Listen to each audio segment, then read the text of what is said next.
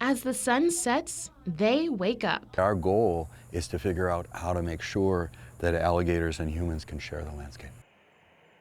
For months, students at FGCU have been tracking Florida's apex predator. I've lived in Florida my whole life and seen them around, and I've always loved them, and Win loves them too, so we were like, let's do this. There's no guarantee they'll even find a gator, much less one that hasn't already been tagged. This is a gamble every night, a gamble these students are willing to take. It turns out that if you ask a lot of environmental scientists and biologists, would you like to go out at night and try to catch alligators? Turns out a lot of them do. Hi, baby. It all starts with a flashlight. The light reflects off the gator's eyes in the ponds and culverts that surround campus. Some of them are old friends. So this is an antenna, and this is a receiver. We have our frequencies in here.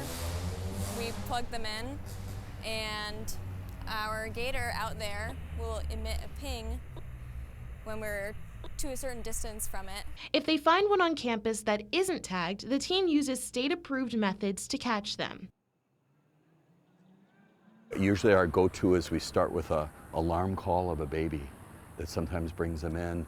We'll splash the water a little bit. We might use one of those baited hooks, a plug, to see if we can bring them in close. This is not for a novice or the faint of heart.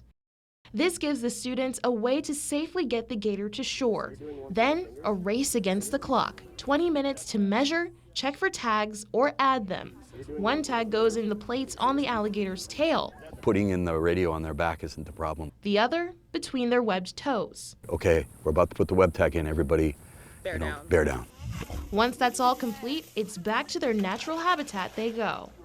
Now, even though this research is happening at FGCU, this could really impact all of Southwest Florida. You may have seen right here on NBC2 that we've covered a lot of cases of people just walking around at their house and maybe coming up on a gator out of nowhere, which can be a very scary situation. You can see right here that FWC has been called out hundreds, if not at least 1,000 times every year in the last few years, just to relocate some of these gators to a safer spot. Officials want people to know how important it is to safely coexist with these animals, and that's exactly what the students at FGCU are trying to demonstrate on campus. Tons of people walk by every day and don't realize that there are gators in basically most of the ponds that are on main campus. The process can be thrilling, shocking, and seem violent, but the work they're doing is vital for a growing Florida. There's not a lot of research on alligators in these urban areas, especially at a campus with almost 20,000 people.